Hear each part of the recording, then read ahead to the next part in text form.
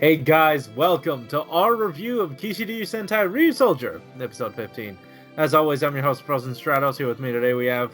Cinder Blaze. Dude, welcome back. We just got done watching this episode, and I liked it more than I thought I would. Yeah. I feel like that's like what we think coming out of most episodes. A lot of it comes with like when we go into the episode, we're kind of like, not really looking forward to it. But they always nail the intros, I feel. Like I don't know. I don't agree with that, because most times when I go into it, I'm like, I don't really expect too much out of it, and I just sort of consume it. I just sort of enjoy it, and then a lot of times, it's upon reflection that I get the most enjoyment out of it rather than like toward the end of it, if that makes sense. Like, I guess that's how it is for me. Okay. I typically like the comedic bits of the old dude just because I feel like he's the one who's like the most snarky about just like his placement in the show as yeah, a like, whole, like he did the thing that we do sometimes. Like, Ui made a sound like ah, and then he just went ah.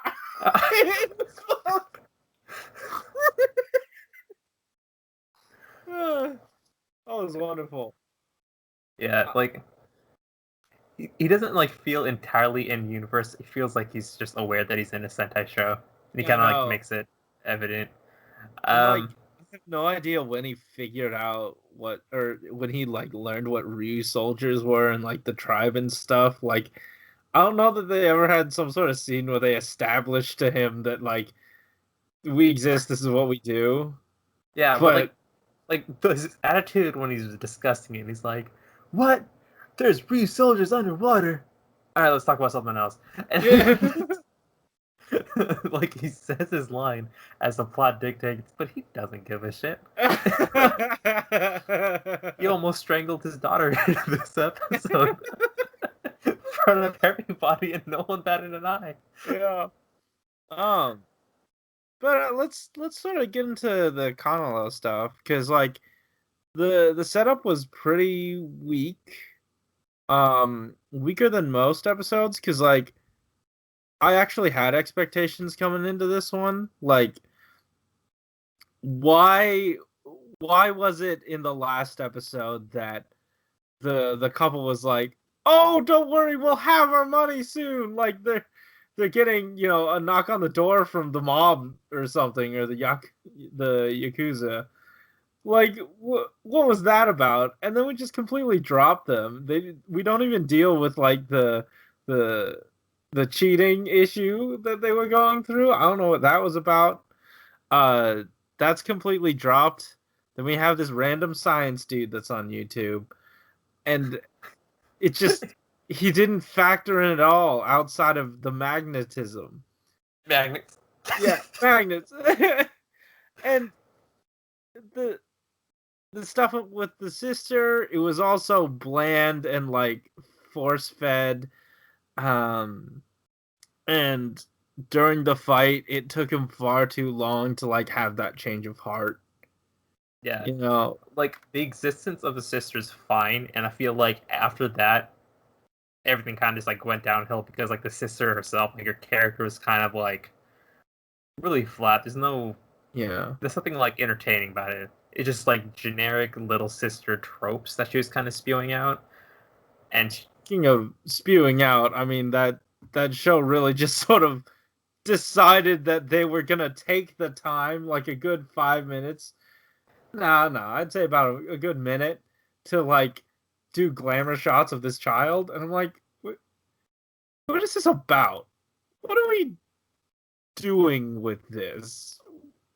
Why are we taking the time to make this happen? When they take a lot of time to do like stuff like that, it kind of made the episode feel a lot longer than it did. And I think like when all the RyuSoulgers kind of showed up and did their attention sequence, I felt like that took way too long. I wonder. Sorry, just backtracking a little bit. I wonder if she's like a star or something, or like a singer. Maybe that's why. But like, outside of that, it's just like some random girl and suddenly glamour shot. I don't know. Who cares? But yeah, Yeah, as I was saying toward the end, you're right. It did feel its length. Yeah, like the henshin sequence, like it's fine for the extended scenes when like it's like a team building episode. Like Yeah. in those moments, it feels a little bit earned. But this is like a Kanalo episode, and when it like they're taking like 5 minutes of freaking henshin, and then he kind of like shows up a little bit later to do his stuff.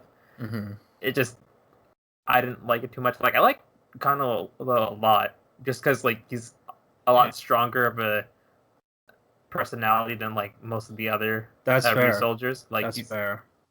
And he's like it's not necessarily that he has a really good flavor, but it's a strong flavor.